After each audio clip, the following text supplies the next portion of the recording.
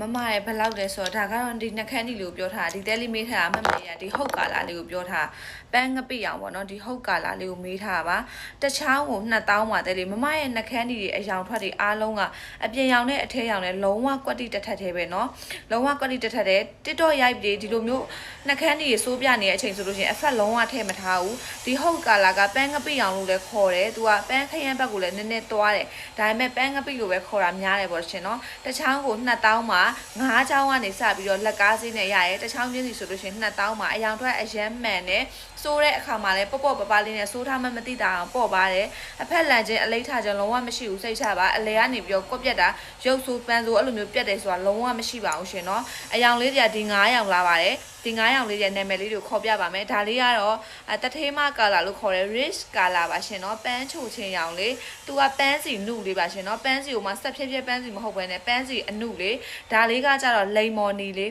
ဒါက rosy color လို့ခေါ်တဲ့လိမ်မော်နီလေးပါအသားညိုအသားမဲတဲ့သူတွေစိုးပေးရမယ့်အယောင်ဒီအယောင်လေးဒီအယောင်ကလည်းဟုတ်ကာလာလေးကလည်းညိုတဲ့သူတွေနဲ့ဆိုလည်းအရန်လိုက်ပါတယ်ပပလေးပဲစိုးပေးရင်ပို့ပြီးတော့လှပါတယ်ဒါကတော့ stone color နီညိုလေးပါနော်ကြက်သွေးနီလေးပါဒီဟာကတော့ဘိုးကာလာလေးပါနော်ဒီ9မျိုး9ရောင်လာပါရှင်နော်တစ်ချောင်းချင်းယူမယ်ဆိုလို့ရှိရင်2000ကျပ်ပါ9ချောင်းဈေးကနေစပြီးတော့လက်ကားဈေးနဲ့ရပါတယ်နှက်ခမ်းကြီးရဲ့အယောင်တက်လေးဆိုကြည့်လိုက်ပါအောင်အရန်လာတယ်